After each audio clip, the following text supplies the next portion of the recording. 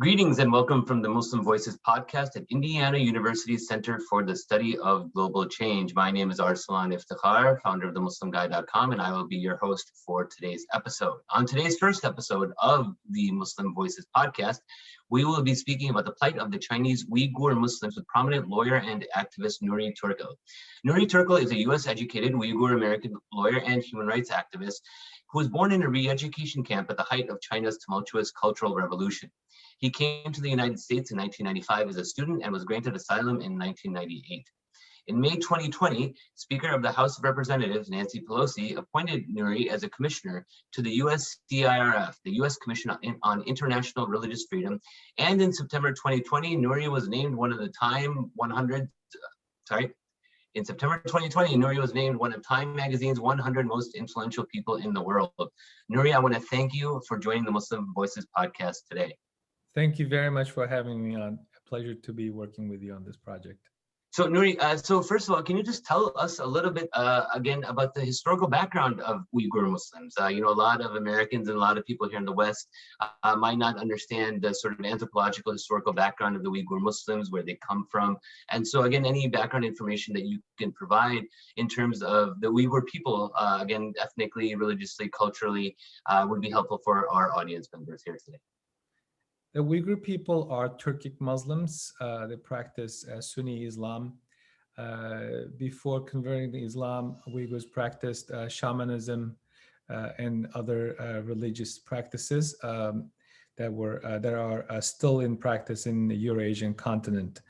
The Uyghur people have had a sovereign independent states in the past. The first time was in 1933. And then the second one was in 1944. With the help of Stalin's Soviet Union, Mao's China invaded the Uyghur region, known as Xinjiang Uyghur Autonomous Region, formally that the Uyghur people call East Turkestan. So the reason that East Turkestan name is so revered, desired, is because both 1933 and 1944 Uyghur Republic was named East Turkestan Republic. So sometimes people call that Xinjiang. Xinjiang means new territory, new dominion. It has a colonial connotation, and people resent that name. Even in instances where people are so sympathetic and said, "Oh, you're from Xinjiang," I'm like, no, let me stop you. I'm from East Turkestan and I'm Uyghur. It's that sensitive. Yes, Uyghurs have had a very long political history, and Uyghurs are very good at. The Uyghurs are known to the Chinese within China as a group of people who look different, whose homeland produces one of the best fruits, vegetables, rich in natural resources. They're far away. They look different. They act different. They speak different. Like, sense of others have been a part of the social response, social attitude towards the Uyghurs, as well as the reason for the Chinese government to formulate now correctly labeled as a genocidal policies. I explain. Now here's the reason.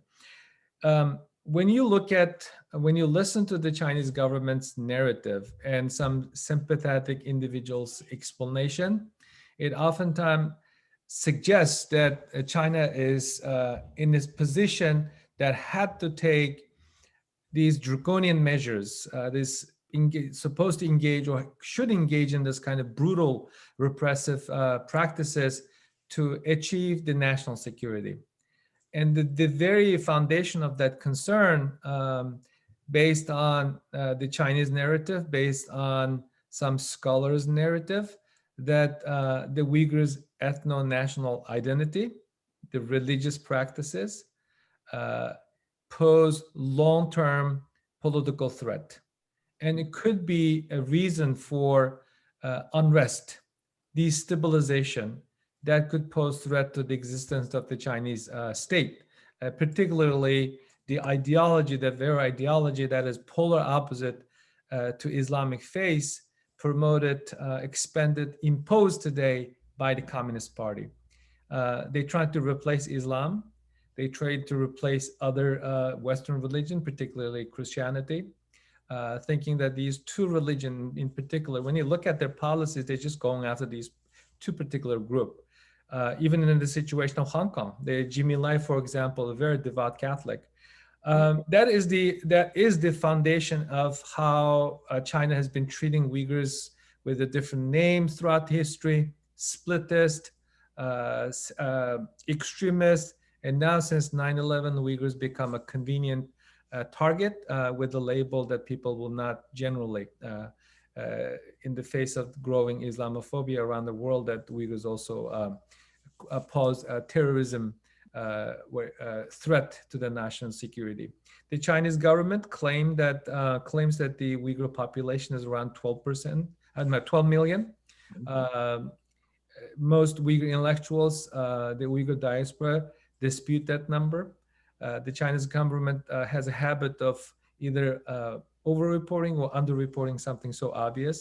The idea that the most Uyghur intellectuals have on the population figure is that they try to make the world to believe that it's a tiny, minuscule population in comparison to 1.4. Therefore, they're not going to be, important.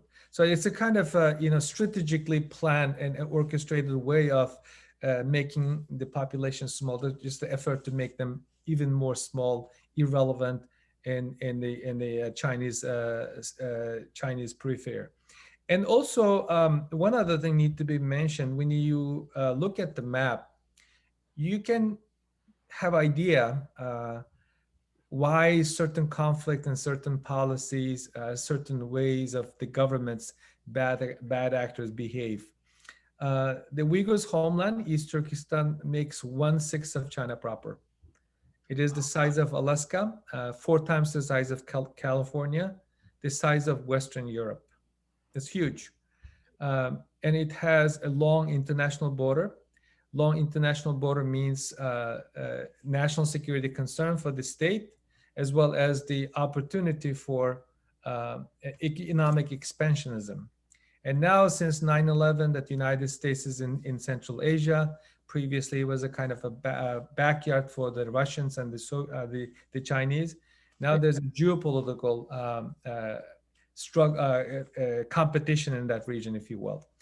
And then the China's global ambition also goes through that part of the world without properly, completely controlling not only the property, the precious property, also the soul of the people, will get them not only the sense of security, but also access to Eurasian market, so that their Belt and Road Initiative, the global ambition, will be realized. When you look at their policies with countries like India, with Pakistan, Iran, in Central Asian stance, you can easily sense that much of the stuff that the Chinese government does to the Uyghurs have very strong geopolitical aspect. Absolutely. And before we sort of dive into that, Nury, I'm actually more curious about your own origin story.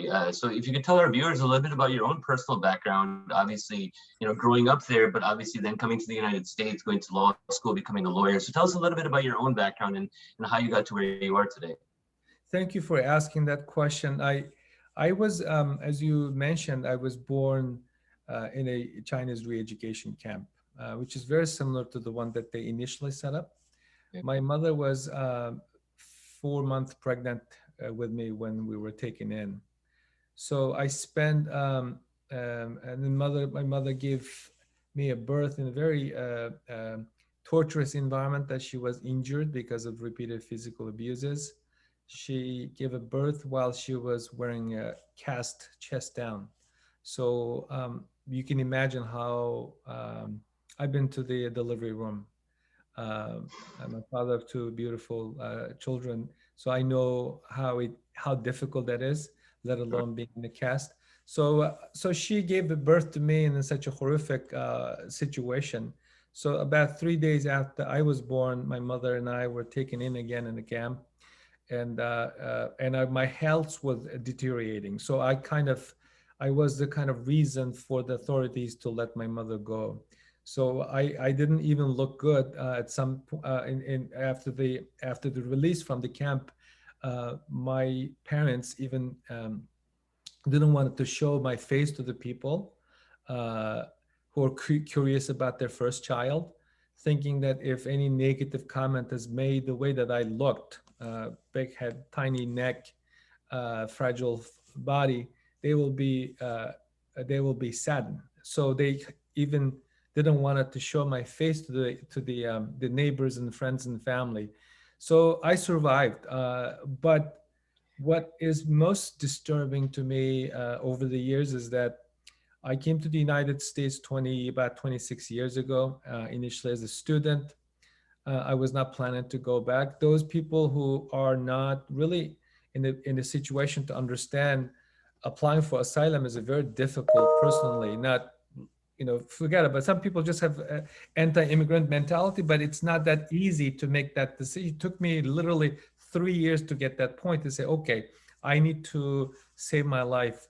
The turning point was that in February 5th, 1997, in my father's ancestral hometown, there was a protest, street protest against nuclear testing, against banning of this Meshrab group, which is a kind of a boys and girls club that teach Islam, moral values, educating people that the drugs and the alcohol and premarital sex, that kind of stuff is no go.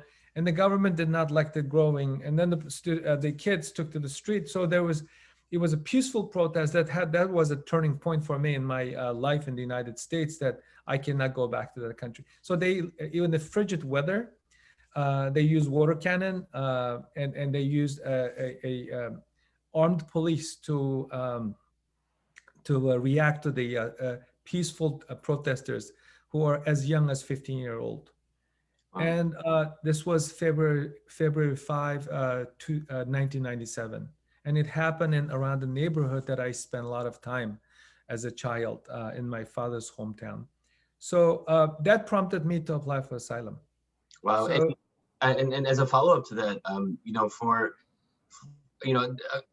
for a lot of people, especially the Chinese government always likes to mention that the current crisis began with the July 2009 social unrest in Urumqi in the capital. They use that as obviously the pretext for a lot of, as you mentioned, the counterterrorism initiatives. And so can you tell us a little bit about that social unrest and why, the significance of that? Yes. So the Uyghurs always been, this need to be clearly explained. The Uyghurs never stop longing for political freedom, social justice. The Uyghurs are by nature very political people. Nothing wrong with it. The Uyghurs are one of the few people in the Turkic family ever had a country and empire, if you will. Okay. Even if you go to Turkey, they study Uyghur history as part of the beginning of Turkish history. Oh, wow. Pre-Ottoman history is basically the Uyghur history in Turkey. So the desire to have a country or manage their own political affairs never disappeared. So in the 1990s, after the collapse of the Soviet Union, Uyghurs were very inspired that, on the other side of the border, who the people literally did not raise a finger, now have a country. Maybe it's not us now.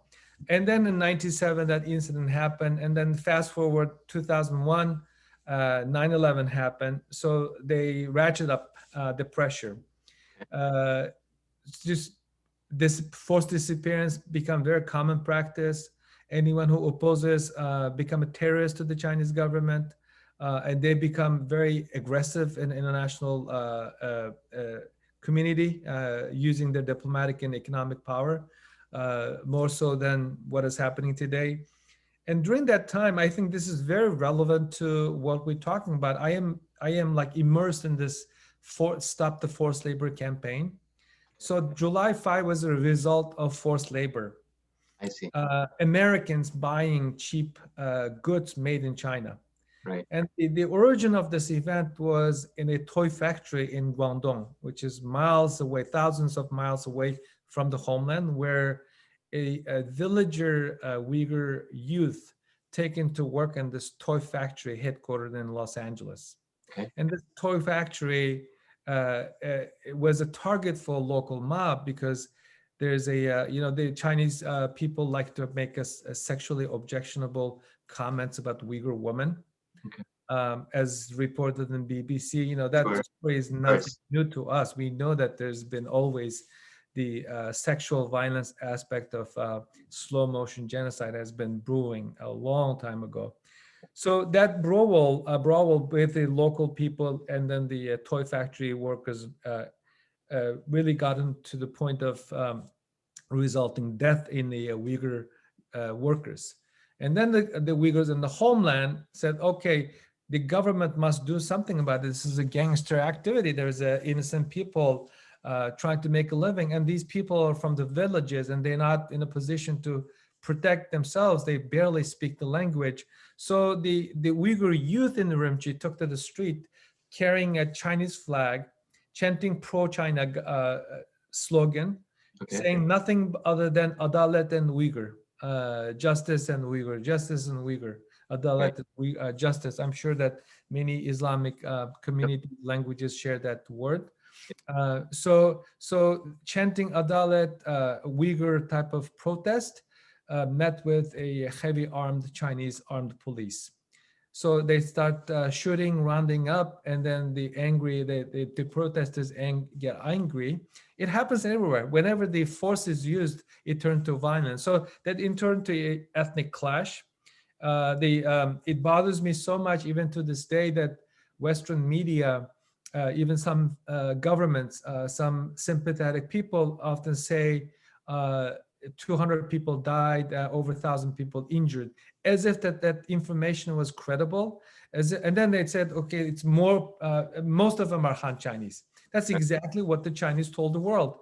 Melissa Chen, the reporter from Al Jazeera, was on the ground July 7 to be exact in 2009. She saw it and she's been telling people that there are more casualties that the government is not reporting. So that's the fact. And then what has changed after that was that the Chinese government realized that there got to be a final solution to the Xinjiang problem. There's a slogan, actually, the papers, academic papers, policy papers written. Secretary Pompeo's senior advisor on China, Miles Yu, wrote something in a Hoover Institute online publication back in 2018, basically arguing that final solution to Xinjiang problem is something has been going on for a while. So it didn't just have become an obvious. So that July 5, 2009 did a couple of things. One, they borrowed some of the surveillance technology, start surveilling people. And then two, they armed the traffic police even to use violence against people who are not compliant. There are videos online, actually on YouTube, that you can find that people chased out of the mosque and shoot in the middle of the street in the daylight by police. And then there's also a report that a young man ran a red light riding motorcycle and shoot down, killed by a traffic police. An Australian scholar, David Brophy, has written a book on this, a similar topic. And I spoke at an event with them in Sydney in 2018. And he said even some of the parking lot attendants were carrying gun. So they armed people who are not supposed to have a gun for squelching Uyghur resentment. And then three, they brought in a military to militarize, securitize the region. And then finally, there's a policy shift as well, and which is we need to focus more on the stick, not on the carrot.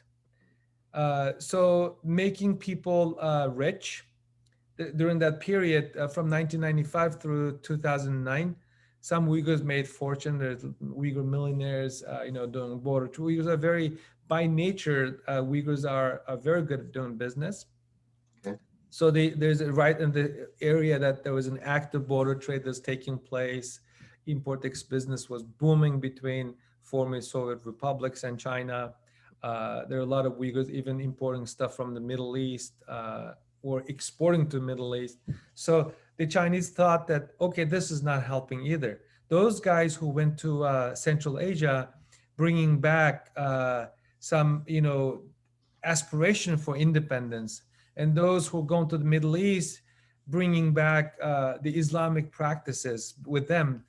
After the pilgrimage, they realized that there's nothing above God, so they worried that the Islam is actually awakening people. And then those who went to Turkey, becoming nationalists, thinking that when they walk around the museum, everything that they see is somewhat related to the Uyghurs, inspired. So. Yeah. So the people, and then those who were able to send their kids to the West, in North America, the Western Europe, have been visiting these countries and having the taste of democracy and the human rights and all the freedom. So the Chinese thought, okay, this is not working. This is the fear, the sense of insecurity was so obvious. And then starting 2012, after Xi Jinping took office, they're looking at different ways. And during that time, including these guys who were sanctioned under the Global Magnitsky Act last year, were providing him some draconian measures to counter this growing threat. So that brings us to 2014, and Xi Jinping goes to Uyghurs' homeland. And there's already been a transitional securitization in the process. And he goes to meet with the Uyghur family, just like most politicians do, kiss the baby. And then he was dumbfounded that the Uyghurs were wearing Uyghur clothes, speaking Uyghur language, not understanding, following much of the stuff that he was saying. He said, why these guys are still Uyghur? That was the response. This has been written written by some experts on the issue. And then around that time, when he was leaving the Urumqi's capital, the region's capital, Urumqi, there was a bombing at the train station. Fast forward, and from the 2015 all the way to 2016, he was looking for a Chinese version of Adolf Eichmann. He found a guy in Chenchuanguo. Chenchuanguo was Tibetan party secretary in Tibet when that happened. So he got promoted. As you may recall, during that time, the self-immolation was on the rise. There are a lot of Tibetans took their own lives in frustration. Yeah. And this guy was ruling Tibet when that happened. And then he got promoted. And in August 2016, he was relocated to Urumqi from Lhasa and given all the tools that any politician, any bureaucrat in China could ask for. Military, the budget, the technology, and then a seat in this powerful entity called the Chinese Politburo, which is very tight-knit decision-making body. That is the entity, that is the body that runs China technically. So he was given that seat. And then April 2017, his government put in place something called de-extremification measure that literally criminalized you objecting your daughter or son's marriage to someone who's not Muslim or who's not Uyghur. As you see today, forced marriage is one of the ways in which that the China is advancing, making it even more effective to them in the genocidal campaign. So this brings us to today. So it didn't just start overnight. This has been brewing up to the Chinese leadership, particularly Xi Jinping. That trip to the Uyghurs' homeland was something very significant. He did not think that. Just piggybacking off what you just said here, you had earlier mentioned, Nury, about the Belt and Road Initiative, which is a staggering $1 trillion infrastructure project that China is undertaking, that some people are saying actually is the largest infrastructure project in human history. And so ostensibly, because of this $1 trillion Belt and Road Initiative, we've seen prominent leaders of Muslim majority countries like Turkey and Pakistan essentially whitewash China's crimes against humanity in the last couple of years. We saw Pakistani Prime Minister Imran Khan tell a Turkish news network that he didn't even really know what's going on in Xinjiang, even though Pakistan shares a border there. And obviously you had Turkish Prime Minister Erdogan, who said that Uyghurs are living peacefully in the region, when his own foreign ministry had actually condemned China for their ethnic cleansing of Uyghurs. And so my next follow-up question is, what are some of your thoughts on Muslim world reaction to the Uyghur genocide when it comes to these Muslim majority nations who are essentially being bought out by China's Belt and Road $1 trillion initiative? Iftikhar, that is something that bothers me so much. It's not only immoral, I think it's un-Islamic. It is. And I, sometimes I just like to ask them, what do you tell your kids that you did or what you do during the day? I mean, this is that simple. Your Muslim brothers and sisters are suffering. Not only that, you don't speak out, you either feign ignorance or pamper them. And so are there any, do you see any Muslim leaders today that are speaking out against the genocide? Not to my knowledge. What has happened was in 2019, the United States organized a religious freedom ministerial. Okay. There were close to 40 countries signed on a statement condemning the mass internment, the terminology that they used then. Yeah. And there's only one country, Kosovo, was a signatory. And you know why they can sign on that? Because, for the history, they know. Well, the Balkan genocide. They know exactly how it ends. That it is really a case for study, a good case for study. And also, some countries, the tide is turning.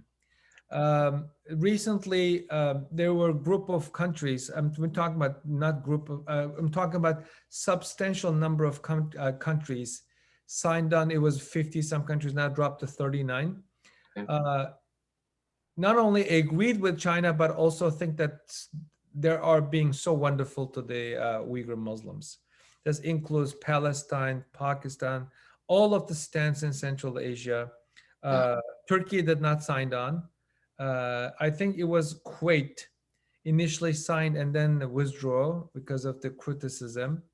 To this day, there's no single Muslim country or influential Muslim leader, except for athletes like Mesut Özil, Sonny Williams in New Zealand. Much of the, like people like yourself, the Muslim intellectuals have been speaking out. Mehdi Hassan has done this. Majid has done it. Mustafa Akyol, pardon. And so only this has been limited to journalists, thought leaders, academics, students. So we have not seen a governmental action.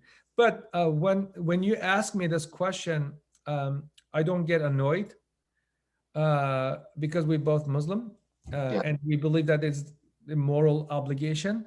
Absolutely. But when a Western democracy or people from non-Muslim country, a developed country representative asks me that question, I get annoyed. And my response is like, how about you?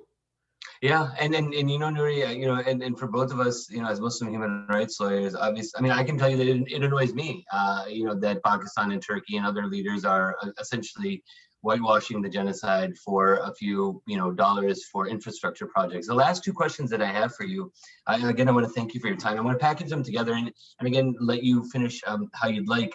In July 2019, 34 Republican and Democratic senators co-sponsored S-178, which is known as the Uyghur Human Rights Policy Act.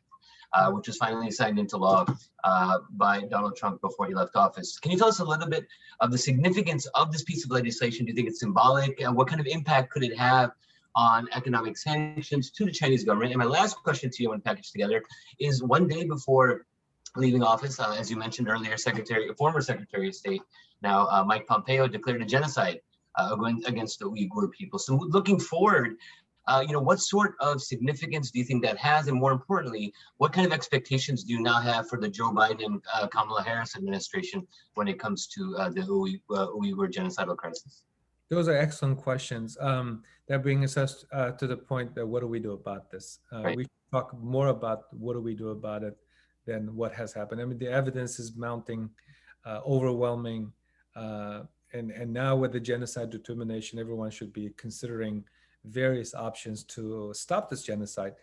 The genocide determination oftentimes forgot the future aspect. For example, the genocide prevention.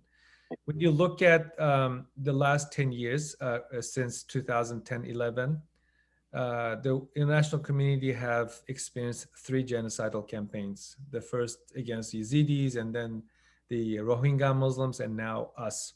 The sole reason is that the international community has failed to respond.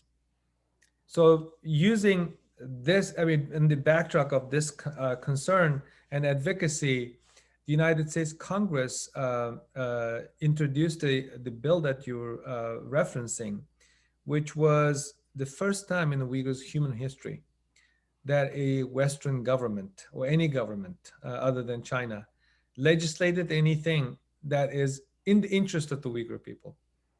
A historic, substantive nature cannot be understated. So, in order to lobby and put in place a legislative mandate like that, requires a lot of lobbying effort. Even sometimes requires a lot of money. Yep. And there will be a lot of a catfight. But the beautiful aspect of this bill was that it was overwhelmingly supported. Every single senator, unanimous consent. Yeah. And over 400 members of Congress supported it. And what this bill does is exactly what has been happening.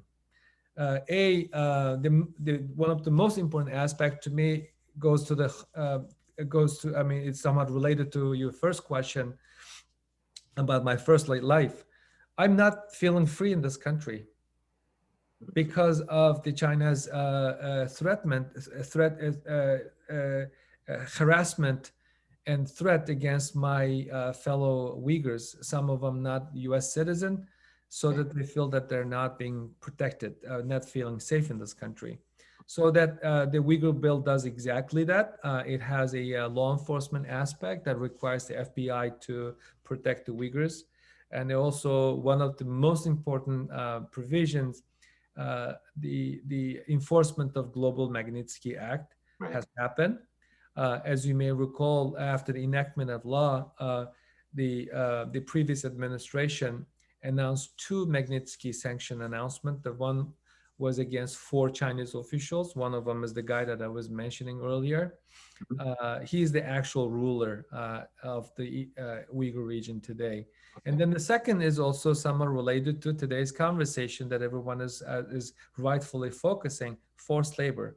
That very entity that sanctioned was Xinjiang Production Construction Corp, XPCC is the actual acronym.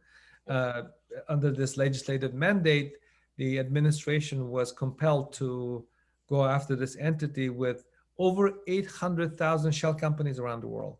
Wow. So the consumer products that have been reported being made by Uyghur slaves, the modern slaves, connected to this entity. So the implementation is in the work. If you ask me, I can tell you with a straight face that it's not a substantive law.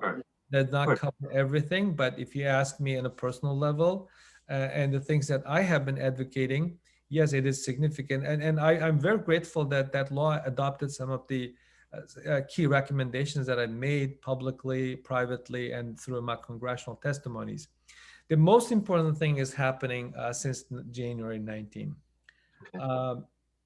for what's worth, uh, this is another case for study, because as lawyer, you know that oftentimes when atrocities determination is made, Mhm. one of the key aspect is if there's a mass killing Yes. has happened or is happening. And then two, is there any genocidal intent? So it's difficult. It's difficult to ascertain or prove that intent because we're dealing with one of the most secretive governments around the world. To this day, does not allow journalists, independent human rights NGOs to investigate. So we will not be able to prove through documentation that they have a genocidal intent. But their practice, preventing 25% population growth in 2019, 2018, uh, and looking at 80 some percent decline in the Uyghur population growth in previous 5 years, based on their own statistics. And then there's the sexual violence against the Uyghur woman. So as you know, two key legal requirements for genocide involves women population control, and then the other one is a separation, forced separation of Uyghur children from the group and transferring them to another. That's exactly what is happening. And if you add the other aspect, you can make a case. But the United States government heavily focused. I was not in the room when the final decision was made, but the USCIRF that I'm serving as a commissioner since my appointment, taking this position early on, we sounded the alarm that the secretary might need to look at this carefully. As you know, State Department only made similar decision 5 times since the United States ratified the Geneva Convention in 1988. And State Department lawyers are not in favor of making this kind of decision because if the action does not follow, it becomes meaningless. Right. And if it politicized too much, then in the future this tool cannot be applied. So there's a very like a whole of government approach. Under the whole government approach, lawyers from various departments, the justice, the FBI, the state, looked at this and it was something that they cannot say that we can ignore. And Pompeo made an announcement. I think we should move on because Blinken, even when he became a Secretary of State, publicly acknowledged, saying that that would be my judgment in his confirmation hearing. And he's been saying, I mean, this government has been talking about this almost daily. In his first call to Chinese top diplomat, Secretary Blinken specifically said that there will be ramification. The U.S. government will hold those to account for abusing international system.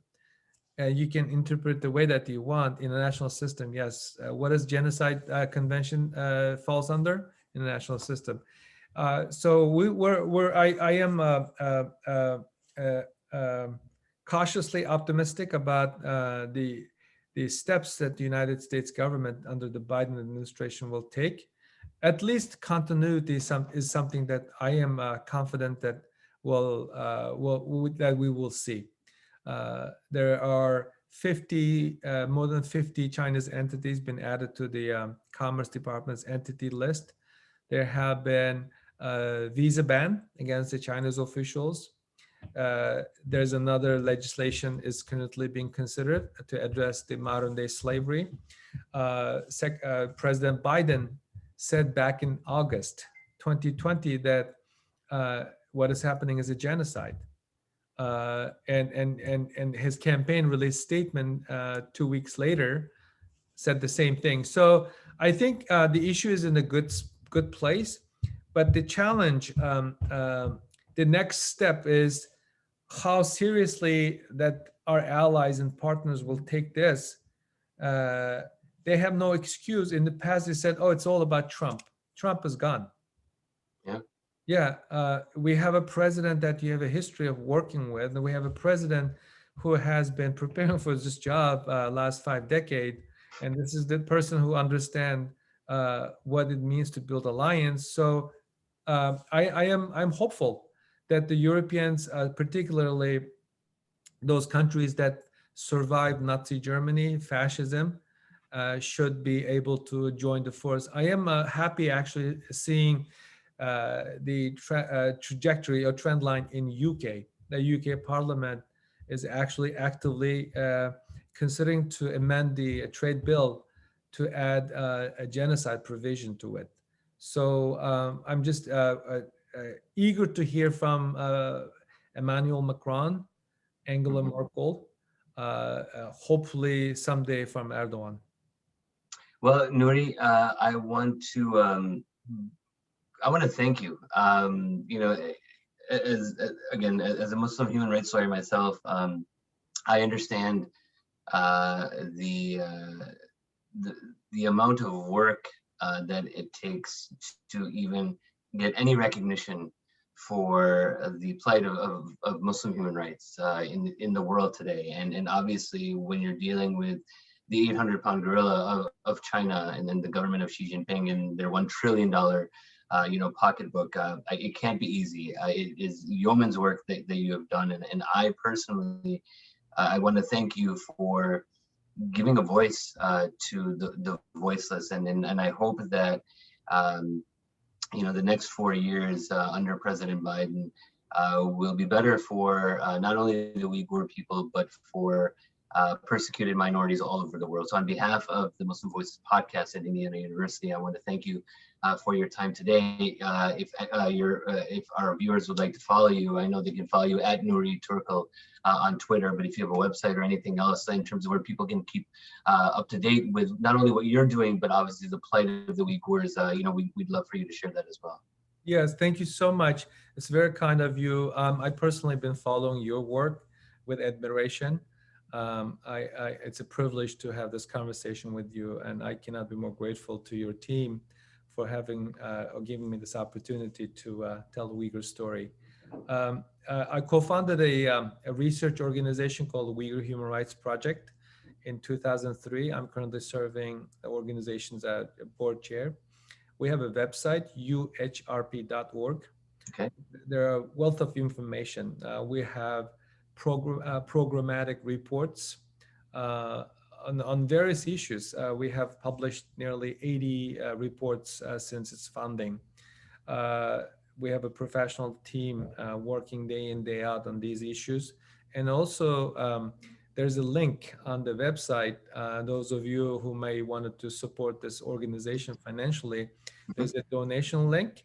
There's also a link for you to find out things that you can do. What can you do to help links? So this website should be your best friend to get information, get updated, and offer help. We are looking for talent to support social media campaign, strategic communication, fundraising, public advocacy. If you have a free time, if you wanted to help, this is where you should consider going to help. And I encourage everyone to not only follow Nury Turkel on social media, but also visit the website. Again, in terms of our ability to be able to be agents of change within our spheres of influence. So again, on behalf of the Muslim Voices podcast at Indiana University, I'd like to thank you all for joining us today. I'd like to thank my guest, the esteemed attorney Nury Turkel, for his time, and we will see you on our next episode very, very soon. Thank you very much. Thank you.